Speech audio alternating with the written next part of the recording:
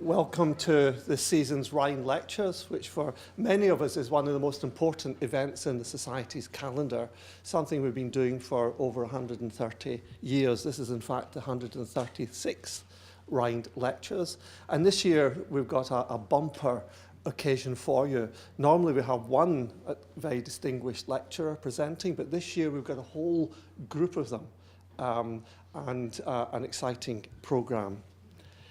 I'd particularly like to welcome our friends and colleagues from AOC Archaeology Group who are sponsoring the event this year. Where we very much appreciate sponsorship.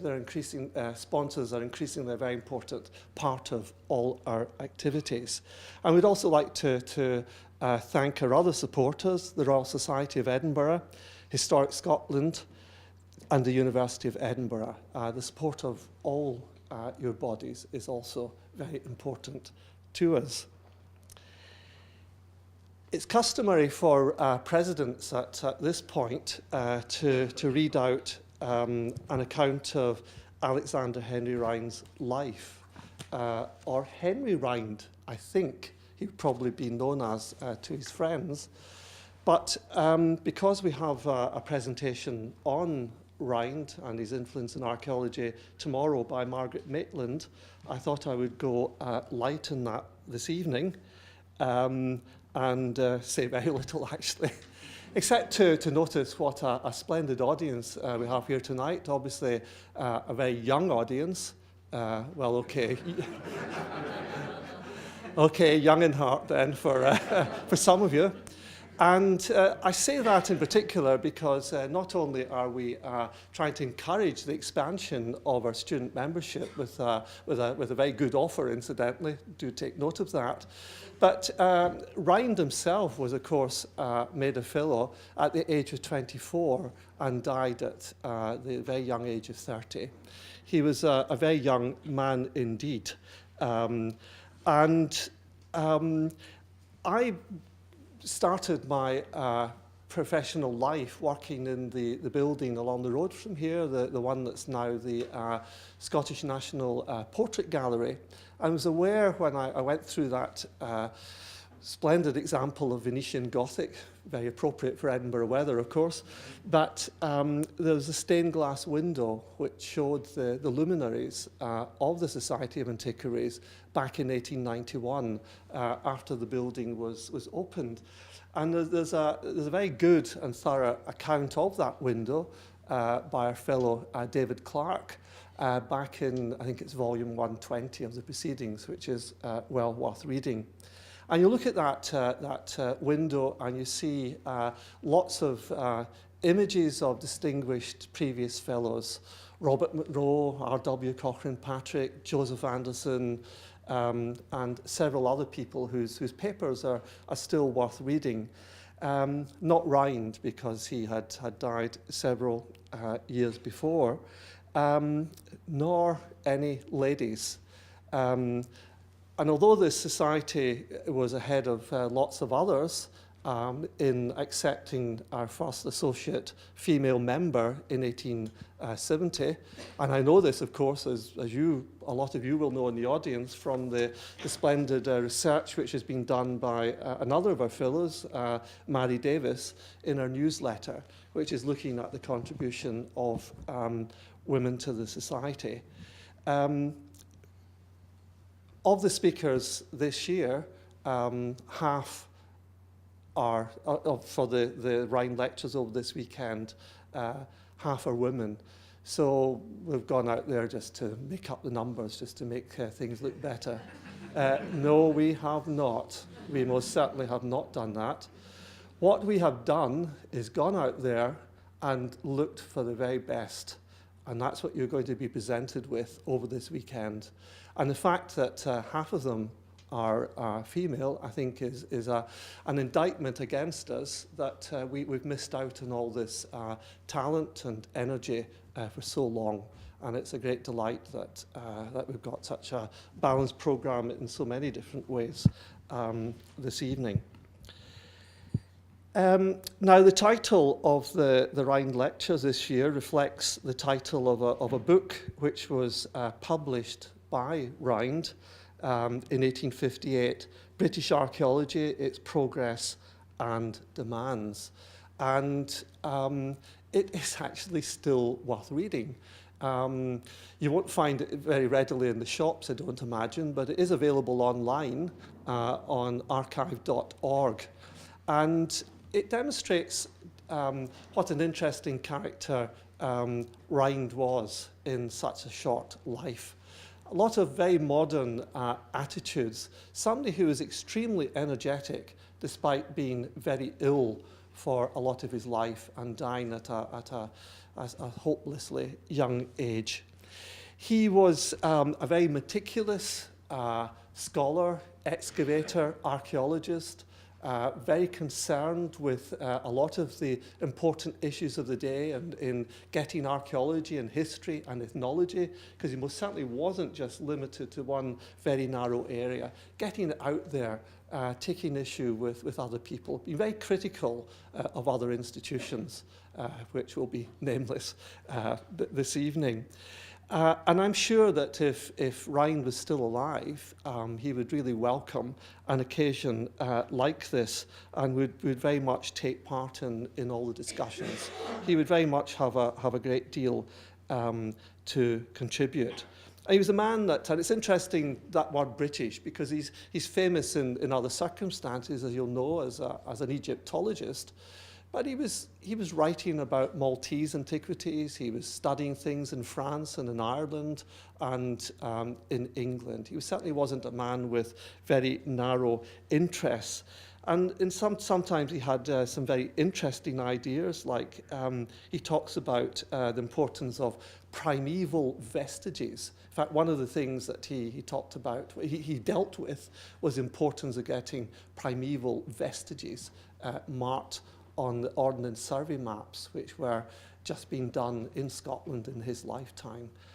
Primeval vestiges, that's perhaps a phrase or a thought that perhaps might be worth looking at in more detail. It's right that we should remember him, and I hope we will hear very much more about him tomorrow. And of course, his generosity in leaving a bequest so that these lectures could take place.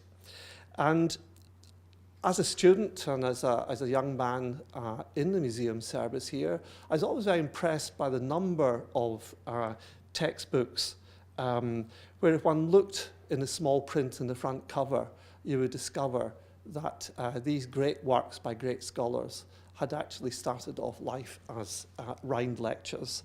Indirectly, long after his death, Rhind has made an incredible contribution to antiquarian studies, and we should be very proud of that background. So anyway, without further ado, moving on to tonight's lecture by Professor Audrey Horning from Queen's University in Belfast. And Audrey is giving a keynote lecture on identity and archaeology. I've had the privilege of knowing Audrey for a considerable number of years now, working alongside her on other bodies. And I've always been impressed by her energy, her erudition, the breadth of her interests. She has an academic background that has seen her with appointments in North America, in England, and now in Ulster. And a quite impressive range of scholarly interests in colonialism, especially in the Atlantic world, the Chesapeake and Ulster.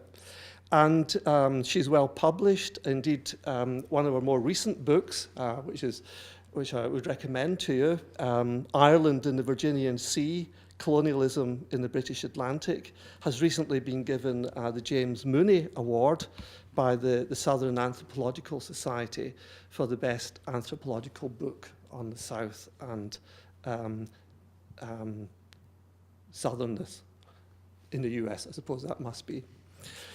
Anyway, I'm very much looking forward to what Audrey has to tell us this evening on archaeology and identity. So, Audrey.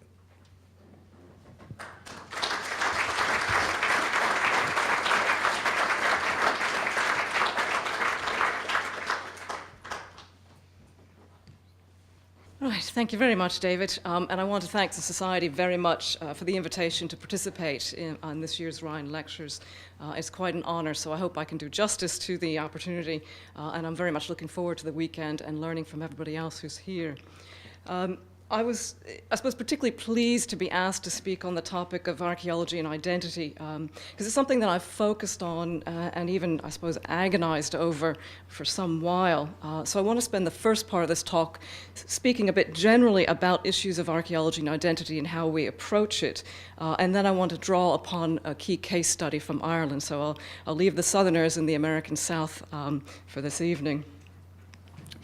I continue to think that identity is a core issue for our discipline, and that's notwithstanding suggestions that identity studies were, quote, flavor of the month in the 1990s, or are now passé, or at worst are symptomatic of the influence of neoliberal political agendas and an over-reliance on the ideas of theorists like Anthony Giddens, with his emphasis on individual agency and individuation. I suppose for me, the reason I still focus on identity is, and especially identity transformation, is because it's fundamental to the period and processes at the center of my own research, which is looking specifically at the period of European expansion with a particular focus on Ireland and Eastern North America, and at what happens when disparate groups of people are compelled to engage and become entangled with one another, willingly or unwillingly. And so this evening I'll draw especially from examples associated with the forcible reassertion of English control over Ireland in the 16th century, which ultimately culminated in the implementation of plantation projects that brought new people and ideas to the island in the early 17th century. Of course, the political legacies of this period lives on, and as such, it remains central to current debates about Irishness and about the place of the island of Ireland in the modern world. So my question is, how can we best characterize and understand the nature of identity and identity transformation during this crucial time frame in such a way as to both do justice to the people of the past while remaining ever aware of the contemporary ramifications of our discussions? And this gave me an opportunity to reflect back on the first ever Rhind lectures given by Arthur Mitchell between 1874 and 1878, which were nicely entitled, for my purposes, The Past in the Present. Now, I fully admit that what I'm going to be talking about isn't necessarily what Arthur Mitchell was focusing on, nor necessarily what he would have wanted to, but the title resonates with what I want to discuss. In essence, approaching any identities in the past invariably occurs through the lens of the present, as we construct, deconstruct, and reconstruct past people's meaningful existences for our own purposes. We seek heroes and heroines, we identify and excoriate villains, we empathize with victims, and by and large, we tend to overlook the lazy, the confused, the conflicted, the human. At a broader scale, nations have long based unified national identities on the often shaky foundations of the past. Examples are well known and not hard to find. We could look back at the collapse of the Ottoman Empire, when archaeological notions of a Mesopotamian culture were used by British imperial diplomats, including the archaeologist Gertrude Bell, of course, as the explicit foundation for the construction of the new nation of Iraq. Or we could consider the significance of renaming a newly post-colonial nation after a significant indigenous archaeological site, as in the case of Zimbabwe. Or at the continual wrangling between Greece and the former Yugoslav Republic of Macedonia over claimed links to ancient Macedonian Alexander the Great. Or we could look at the mobilization of the Maya past by the contemporary Zapatista movement. Irish archaeology itself has also long been implicated in identity politics, from its antiquarian origins to De Valerian notions of the authentic, to McAllister's dismissal of all medieval and post-medieval archaeology as tainted by the English and therefore of no interest, to the international marketing of Irish heritage today. And all of these efforts in imbuing contemporary politics with identities in the past renders our efforts to comprehend past experiences all the more challenging, but I would suggest all the more worthwhile. We have stock figures from late medieval Ireland which are essentialized in memory, war leaders to mercenaries to clerics to merchants to peasants, characters who are all presumed to have held dearly to fixed ethnic identities: Gaelic, Anglo-Norman / Old English, New English, Scottish. But invariably, at a closer look on the edges of our sharply drawn caricatures, they begin to blur, to fade, and to blend into the opposition. And to give you just one well-known example, Hugh O'Neill is conventionally remembered as a Gaelic chieftain and heroic war leader, requiring us to forget his time growing up in the English Pale around Dublin, to dismiss his ability to converse easily in English, to overlook his insistence on employing an English tutor for his children, and to dismiss the intelligence that lay behind his active manipulation of his own cultural identity. Or we might reflect upon English military man Captain Thomas Lee, who in 1594 posed for a portrait wearing a stylized version of Irish soldiers' clothing, while Gaelic military leaders readily adapted up-to-date continental weaponry and tactics which are a far cry from the romanticized nationalist imagery of heroic Gaelic warriors bravely clinging to weapons as archaic as their ideals. These mutations beg explanation and challenge our collective yearning for a straight story. The easy way to address these contradictions is simply to acknowledge complexity.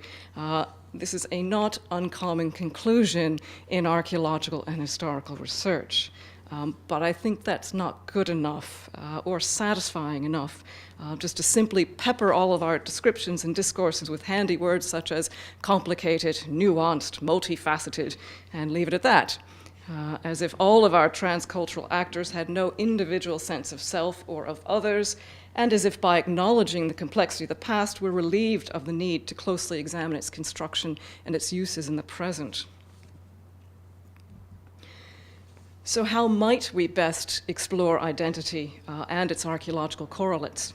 If we take our lead from the social sciences, there are a number of ways in which to frame considerations of identity and particularly ethnicity. The fundamental distinctions come down to primordial versus instrumentalist approaches. Primordial identities are fixed. You're born into a family, a community with a set of beliefs and practices which define that group and therefore define the individual. A belief in primordial identities underlies the normative functionalist model of culture derived from the late 19th century studies of the French sociologist Durkheim and the early 20th century work of social anthropologists such as Malinowski and Radcliffe Brown. In a functionalist model, cultures are bounded groups that seek stability and reproduction and are discernible through their own set of practices, behaviors, and material cultures. Now, few anthropologists today would adhere to a purely functional model of culture, but the idea of fixed cultural identity still holds sway in some areas of archaeology. And is something that we'll be discussing tomorrow, the increased application of DNA analysis to address past identities arguably risks a form of primordialism, whereby genetic heritage serves as a proxy for an individual's identity. In aggregate, DNA studies are certainly very useful for understanding past demography and mobility, but arguably tell us little about the lived experience and the multitude of ways in which an individual may have self-identified over their life course. More problematic are the ways in which scientific research into genetic heritage can be readily politicized in the present to both promote and disenfranchise contemporary interest groups in the service of territorial disputes and national claims.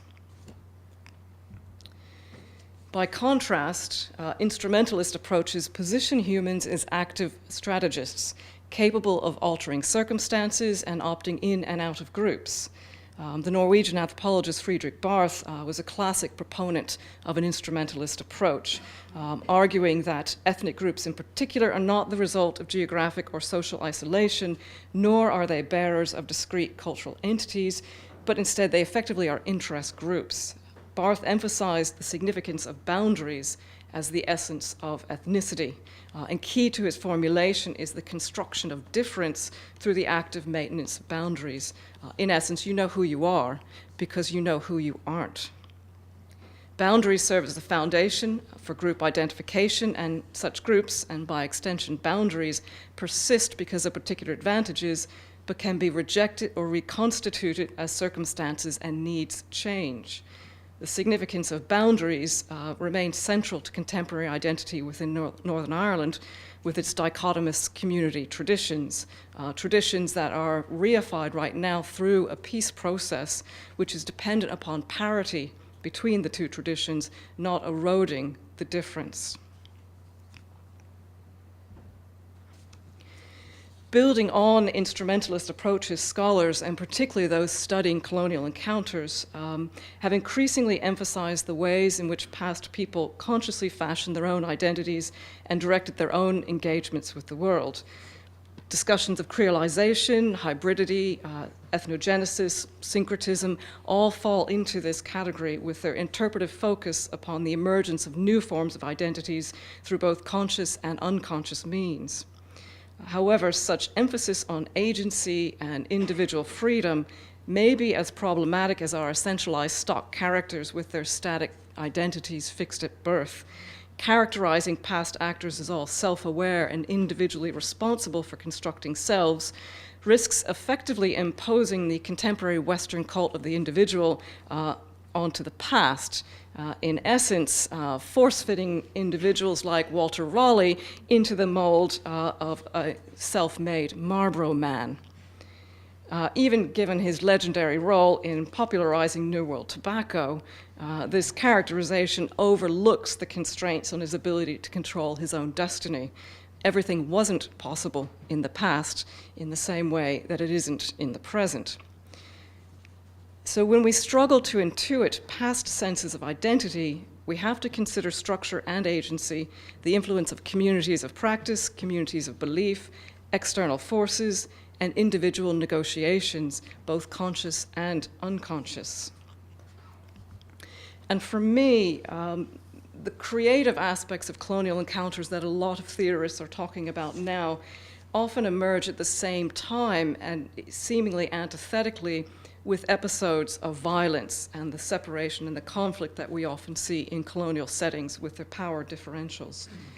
I actually see them as very much related, and violence often arises from intimacy rather than being its antithesis.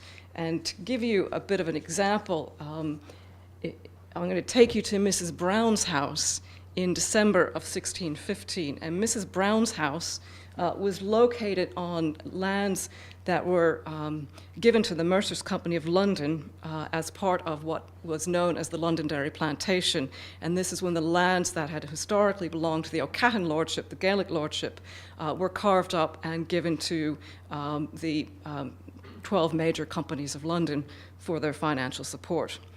So Mrs. Brown was the wife of a planter on the Mercers Proportion near a settlement called Mavanaher. And in December of 1615, something terrible happened at Mrs. Brown's house. Her husband, John, another man named John Williams, and two other unnamed English settlers were murdered. And they were murdered, according to the documentary description, by 9 Irish woodkern. Woodkern, in the English rendering of it, meaning a rebel. It has a different meaning in Gaelic. So on the face of it, this is an episode of outright conflict and violence and the separation of different identities in the period of the Ulster plantation. But if you look at this episode a little bit more closely, what emerges is that actually Mrs. Brown was running her house as an illicit alehouse, where she had, quote, beer, wine, and aquavita to sell. Delving further into the description, it transpires that John Brown, John Williams, and the other two men who would lose their lives had been drinking for hours with people described as their Irish neighbors and with the 9 Irish woodkern, which for me puts a different complexion on what's happening in this plantation settlement. And I think about the conversations that took place over those hours of close proximity, sharing across the language barrier, possibly sharing songs, sharing drink, and different habits. But then something went wrong at the end of the evening. Somebody said something wrong, somebody offended another person, and instead of camaraderie, violence breaks out. But it breaks out as a result of the intimacy. So it nicely demonstrates, I think, what the post-colonial scholar Homi Bhabha had to say about culture, that in essence, culture only becomes a problem at the point where there's a loss of meaning. So where you think you know what you're talking about and you think somebody else understands it, but in fact, there is a misstep and a miscommunication. Now, I suspect I know what happened in Mrs. Brown's house in terms of that miscommunication, which was a clash between Gaelic understandings of hospitality, where if you were traveling and a Kern would have been traveling, you were entitled to expect to be fed and watered and housed. It was your right. Whereas in the English society coming into Ulster, food and drink was exchanged through a monetary exchange. It's a capitalist exchange. So at the end of the night, the 9 Irish neighbours presumably had gotten used to Mrs. Brown wanting payment, but the 9 Irish woodkern travelling through may well have been mortally offended when she turned around and asked them to pay up. Now, I don't know if that's what happened, but it's a possibility, and again, demonstrates when culture becomes a problem, but it isn't always a problem. Turning to material culture and staying in the Ulster plantation, we have a large, an increasing amount of evidence for the sharing of material culture and sharing of architectural forms, settlement patterns, and naming practices between Gaelic society and the incoming planters in this period. So going back to the material culture, how can we try to address or see that relational nature of structure and agency that I was referring to earlier through the material culture? And I would actually argue for a very active and dynamic role played by material culture, architecture, landscape, etc., in the negotiation and the construction of identities in this period. And I think material culture should be seen less as a reflection of a primordial identity. This is a Gaelic object, and more of an active constituent in processes of identity formation, with all parties acting upon one another and objects capable of holding multiple meanings. And material culture and the way that it is altered through encounter, I think, can facilitate and structure communication. And to illustrate what I mean by that, I want to use a case study here, which is something that kind of emerged by accident, an accidental piece of research. I don't know if anybody else has ever done this. I suspect somebody here probably has. But the phone rang one day, and it was a woman I knew named Victoria who worked in the Roe Valley Arts Centre in Limavady, and Limavady was once central to another Ulster plantation settlement. And she said, would you come and give us a talk, to the local society? And I said, fine, happy to. Working on the assumption she wanted me to talk about a site that I had excavated nearby, which was a late medieval Gaelic castle that had been transposed into an English plantation settlement, and I was always happy to talk about that project. So then I agreed. She put the date down, we agreed the date, and then she said, oh, by the way, we want you to talk about the Dungiven costume. And I said, okay. I knew what it was, but I'd never actually seen it, and didn't really know that much about it. So I had to do some research, because I couldn't possibly say, I don't know anything about that, because that would just be too humiliating. So the Dungiven costume is now something that I'm absolutely fascinated by. The Dungiven costume is a set of clothes, a scattered set of clothes that were unearthed in a bog in 1956 in the townland of Flanders outside of Dungiven. And Dungiven was also within the boundaries of what became the Londonderry plantation in the historic lands held by the O'Cahan lordship. And it was found by a local farmer, and report it to the Belfast Museum, the precursor to what's the Ulster Museum now, and the bits of clothing were collected and taken down to Belfast. I suspect that there might have been somebody resident in the clothes, certainly at one point, but no human remains were reported or taken, so we just have the set of clothes. So once I realized I had to, learn about this, I went to the museum and said, can I see the Dungiven costume? These particular photographs are from the 1950s. I have more recent ones later. But just to give you a sense of the elements, what we have in the Dungiven costume, we have a woolen jacket or a doublet. We have a woolen mantle, very, very large cloak, about 8 foot in circumference. We have some fragments of shoes, leather shoes, and a belt. And we have a pair of trews, tight-fitting trousers of a tartan fabric. Now, when this first made its way down to Belfast in 1956, there was a lot of interest in it. And a replica was very swiftly made of what was then called a costume. And put on display, and as part of what was the Elizabethan Ulster exhibit at the time. So until fairly recently, you could go to the Ulster Museum in Belfast and you could see the replica in the case there.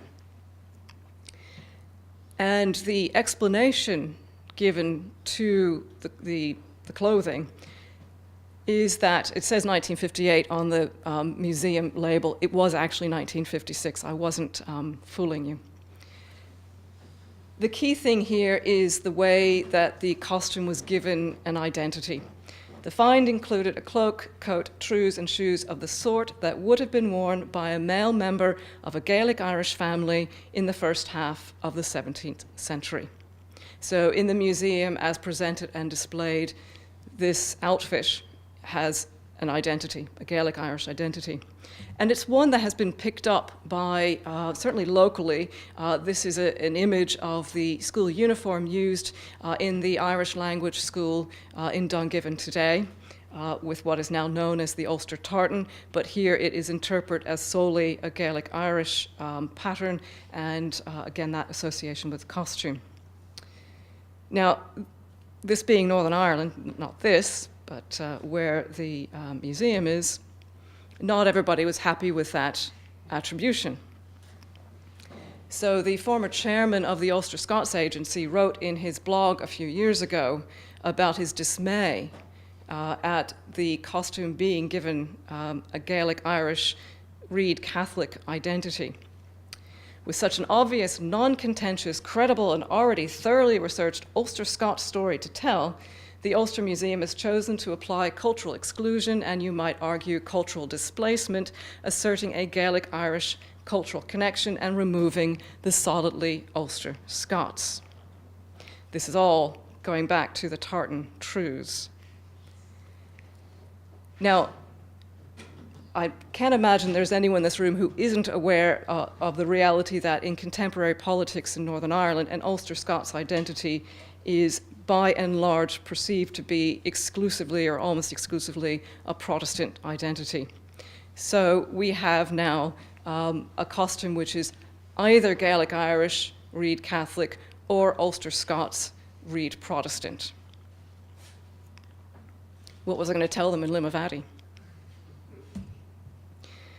So I think the thing to do is to actually go back now and to look at each of the elements and try to tease out what these articles of clothing do and don't tell us about identity of people in the late 16th, early 17th century and the relationship of that period to the present. So if we look at the mantle, and hopefully you can get a sense of that looking at it spread out there on the table. It has been for conservation recently. This is prior to the conservation episode.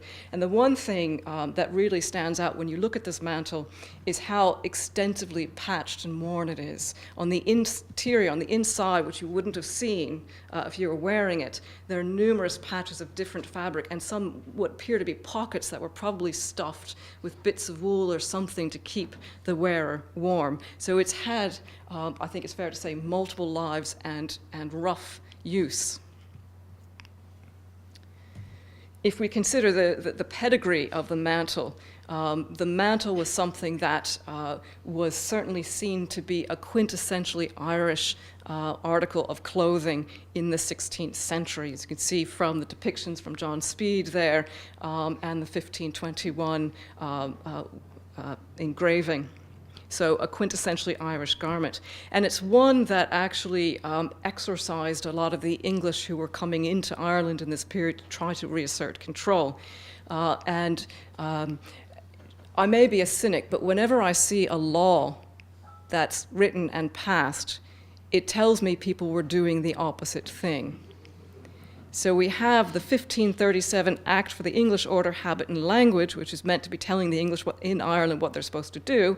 So no person or persons shall use or wear any mantles, coat or hood after the Irish fashions. They must use and keep their house and households as near as ever they can, according to the English order, condition and manner. So I take that to mean lots of English are wearing Irish mantles and not keeping their houses after the English manner. And there is good evidence for that. Captain Thomas Lee, who we saw earlier, actually recommended in 1599 that the English military forces be allowed to adopt the Irish mantle because it was a pragmatic, sensible kind of garment for protection in all weathers and makeshift lodging at night. With something 8 foot wide, you could actually, if you had to, cover yourself with it and sleep outside overnight. And this got Robert Cecil very upset. And his response was, "Our difficulty in this article is that by this means the English shall become in apparel barbarous, which hath hitherto been avoided." So the connection between what you put on and what you wear actually not just symbolizing your identity, but who you are at a deeper level. Fashion was very important in this period. If you think about the sumptuary laws, okay, who you were was very much expressed in what you're wearing. So the mantle becomes quite dangerous to an English mind. However, in the way of fashion, and we can think of lots of examples in the present, trousers down around your knees, the sort of jailhouse look, things that are subversive become popular. And in fact, the mantle became a fashion item on the streets of London. And also we see here one of the famous portraits of Queen Elizabeth wearing an Irish mantle, or a rather fancy version of an Irish mantle, which was gifted to her and sent across from the Lord Deputy of Ireland. Now, in part, it's probably symbolizing her control over Ireland, but at the same time, it's a very fashionable thing. So it gets mutated. And that term actually also ends up crossing the Atlantic and being used to describe the cloak, possibly a ceremonial wall hanging, associated with Wahun Seneca, who was the chief, the paramount chief of the Powhatan chiefdom in Virginia, in the area where the Jamestown settlement would be located, described by John Smith, fair robe of skins as large as an Irish mantle. So making those comparisons. If we turn away from the mantle, which, yes, quintessentially Gaelic Irish, but is clearly being used, adapted, and changed by the English in this period, what about the doublet or the jacket? This is a very structured architectural kind of piece of clothing. It's woolen as well, and the various elements suggest a date probably around 1560 for its original construction or creation. Very evocative of what you would expect from English fashion of that period. But like the mantle, it has had multiple lives. Again, it's heavily patched, it's torn, it's stretched. The buttonholes are reinforced because somebody who was too big for it put it on. I suspect probably some of us anyway have been there when you just can't quite squeeze in, and it leaves a trace on that piece of clothing. It's a very nice kind of embodied type of material culture when you can really begin to see the person or persons who wore this, but again, multiple repairs to it. So, an English garment. Except the Irish were also not immune to English fashion. So we can look at one of the famous John Derrick woodcuts showing an outdoor feast of the McSweeneys in what's Donegal. And if we look closely at the McSweeney chief, he's wearing what looks to be a leather doublet not unlike the style of our woolen doublet, and something that clearly is not traditional Gaelic Irish clothing.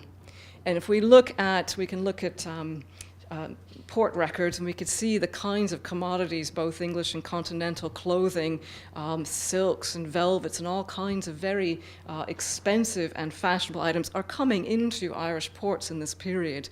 Yes, a lot of that may be staying in areas dominated by the Old and the New English, such as Dublin and other port settlements, but it's also moving into the interior areas and into the more Gaelic-dominated areas, to the extent that you have bardic poetry condemning Irish lords for wearing and adopting English fashion. So we have Leisach MacInver's poem there, "O man who follows English ways, who cut your thick clustering hair, pity you've not seen your fault, O man who follows English ways." And now for the trews. The trews are made from several different pieces of what I think can only be called a tartan weave cloth. They are actually dissimilar in their construction to other examples that we have from Irish bogs, to one late 16th, one early 17th century example there, Sligo and Tipperary. And those two examples are quite loose, and the fabric's just sort of wrapped around and then sewn, whereas the Dungiven trews are actually carefully cut, tailored, and seamed, and of a finer weave. So there are some differences there. But clearly the Irish were wearing trews, and again, we can see that in one of the derrick woodcuts in this image. And here's where I'm afraid I'm going to get in trouble. I'm really nervous about talking about tartan in this city, because I know there's nothing more contentious in talking about identity than tartan. But that said, there are a few, very few, but a few references in the 16th and 17th century which do suggest the use of some type of a tartan cloth, particularly in the Highlands and in the islands. So in the absence of any other evidence and reflecting the different construction of those trews from the other Irish examples, I will lean towards the original assertion of Wilfred Seeby of the then Belfast Museum that they may well be associated with a Highlander of rank. That wouldn't be at all surprising given the influence and the involvement of the MacDonalds in Ulster in this period. Very much part of the conflicts on the ground at the time, and much movement back and forth in that period. So it's entirely plausible that the way that those trews first made their way to Ulster was somebody coming from the Highlands. It still doesn't support the assertion of the chairman of the Ulster Scots Agency insofar as he's looking towards a lowland identity associated with plantation settlements. And the shoes look really horrible, but they're actually very interesting. And the reason they're interesting is that they are, in and of themselves, very much a hybrid artifact. As originally made, they were sewn together with woolen thread, which is much more of an English practice in that period. They were then subsequently repaired using leather thongs, which is the construction technique used by the Irish in this period. And the shape of them is much more after the fashion of an Irish brogue. So you have elements of both, if you like. The likelihood of an English craftsman first producing them, but using a pattern derived from an Irish craftsperson, and then later repaired, and like the rest of the clothing, heavily repaired and reused. So where does that actually leave us? Is this a Gaelic Irish outfit, as the museum said until recently? Is it an Ulster Scots outfit? is it none of the above? And what was I going to tell the people in Limavady? What was the identity of the person who wore this? I mean, quite clearly, given the extensive patching and the wear and tear and the fact that clearly the doublet was very ill-fitting for somebody who wore it, we're not looking at somebody at the top of the economic ladder or the ladder of influence in this period. And we don't know how the person wearing this and wearing it when he presumably went into the bog, nameless and unremembered, I'm saying he because all of these, I think that's the one thing we can be fairly confident about, is that the wearer was probably male. But what did he think about his hybrid attire in relation to his own identity, whatever that was? We'll never know, but I think it's unlikely to reflect any of today's efforts to essentialize the identity of the costume. And the pragmatism and the creativity implied by this sort of mix and match Dungiven ensemble exemplifies the character of non-elite entanglements, raising the key question of the extent to which material blending may have actually been the norm in late medieval Ulster, as unfamiliar items gained new meanings in juxtaposition with the familiar. And clearly, individual elements of that outfit, I hesitate to call it costume because costume has a sort of deliberate nature to it, like it was created, and all to be worn together. Elements of it would have been familiar to any observer. The Irish mantle would have been recognized, the English doublet would have been recognized, the Scottish trews would have been recognized, and all of these things individually provide a sort of starting place to communicate with and understand the wearer. You choose the bit that you're most familiar with to try to situate and position yourself for that communication.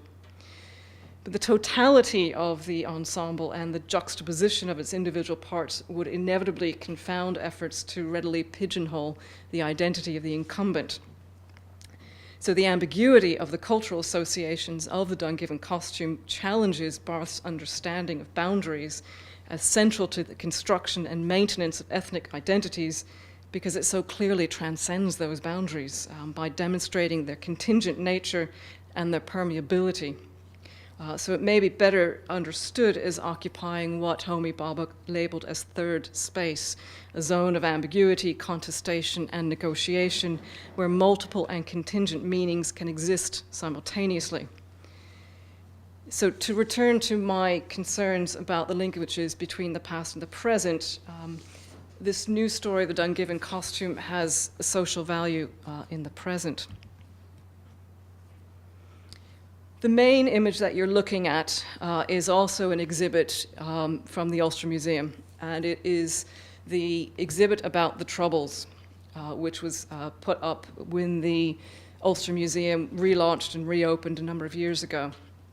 And the title of the exhibit is Plantation to Power Sharing, the Troubles.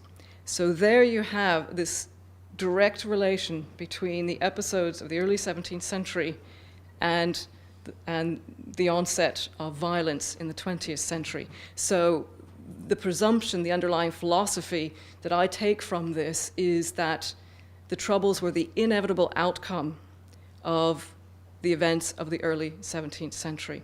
And that is certainly the assumed the belief on the part, not just of everyday people in terms of that connection, but also those who make their living out of studying the conflict and out of trying to bring resolution to that conflict, or at least transformation of that conflict.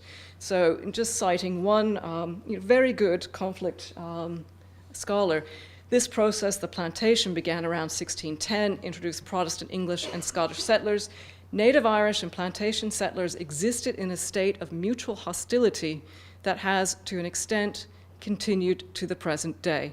So again, we know what happened in the 17th century. It's constant opposition and violence, and that's why we are where we are today. So it seems to me that actually both conflict theorists and archaeologists and historians actually should take a look back at that period and at what was actually happening on the ground. because the kinds of people, the individual who wore the Dungiven costume didn't wake up every day knowing what was going to transpire in the late 20th century. They had no way of knowing the future. So I would argue that we have a responsibility to try to understand their experiences. And in looking at their experiences and looking at the ambiguity of relations, whether it's in Mrs. Brown's alehouse or the nature of the Dungiven clothing itself, suggests to me that actually there are some lessons for the present and for the future that can be learned through looking at the archaeology. And it's rare, I think it's rare for archaeologists to think that we have any particularly kind of useful role to play in terms of societal conflict and divides in the present. But I would argue that we do. And in fact, working with a lot of local authorities in a period that we're in now of lots of 400th anniversaries of episodes relating to plantation, it's something that's actually remarkably recognized by local authorities. So when I got this statement from the City Council, Belfast City Council, in relation to some work that we'd been doing, I have to say I was quite taken aback. I mean, this is what you want to hear, but I didn't really expect to hear it. That archaeology is a vital tool, exemplifies shared history and impacts on and challenges facile dichotomies which dominate popular understanding, which is definitely the kind of thing that makes you want to get up in the morning and carry on.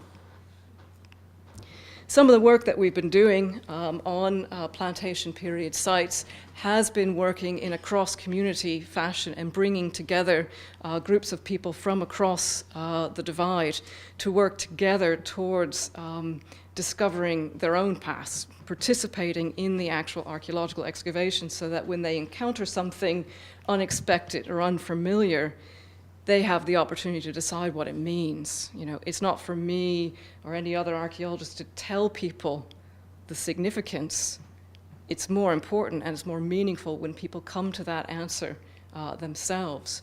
And it does seem to have an effect. And this is just a quote from one of the groups that we've been working with. Members from different backgrounds now more willing to discuss the impact of the plantation, in light of what they've learned through engaging with professional archaeologists. Again, makes you want to get up. Gave us the confidence to tackle sensitive issues. So returning to the Dungiven costume, my flurry of interest in having to come up with that lecture, having the museum unearth it from the stores, came at a really fortuitous point, because the history exhibits were being redesigned. And that meant that the sort of new, more complicated story of the Dungiven costume could be incorporated in the new history exhibit. So from going from something that, was forgotten about and in a drawer and only the replica on display with its dodgy label, this is actually, the museum spent a considerable amount of money conserving the costume, and it is now on display in the new exhibit. So accidental pieces of research can actually have a positive outcome. So I'll wrap up now in terms of this consideration of archaeologies of identity, but also that relationship between the past, the present, and the future, just by saying that I hope that, especially the example of the Dungiven costume, but some of the other things I've discussed, has served to illustrate the dynamism and complexity of identity and its material expressions in late medieval and plantation period Ireland. In addition to critically analyzing that complexity towards an understanding of lived experiences, I think we also need to draw lessons from the conflicts, the accommodations, the admixtures, the ad hoc solutions, the transgressions, the boundary crossings, and the third spaces that host and materialize cultural discourses. And we should use these lessons to confront and confound efforts to construct essentialized differences in the present, based on a false belief in primordial identities in the past. Thank you.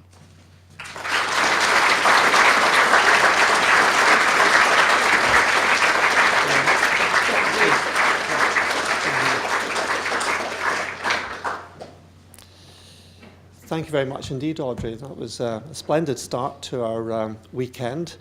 A subject very relevant to us here in Edinburgh, looking at complex societies where there are clearly big divisions between them. And some things for us to ponder about, I suppose, where we are in terms of referenda and politics, referenda and elections. That was the word I was looking for. How could one forget? It seems to be that one of the great strengths of archaeology is that it can often tell us how things really were. Not what administrators or governors or particular interest groups, not how they thought things should be. It gets back to the actuality of things. And that's one of the, I think, one of the fascinating things about the sort of detailed study that Audrey was telling us about with the Dungiven costume. It also strikes me too that she was reflecting in many ways the approaches and interests of Alexander Rhind, of Henry Rhind, as he would have been known, where he was very concerned, very interested in the links between the monuments he was looking at in Scotland, the chambered tombs, and the ones that he knew about in Ireland as well. And also Rhind's very thoughtful consideration of how things could and should be displayed in museums so that meaning could be got out of them. So whether it was conscious or not, I think Audrey has done us a great service in reflecting Rhind's own particular interest and belief, and has given us a splendid lecture. So thank you very much indeed, Audrey, for getting us off to such a great start.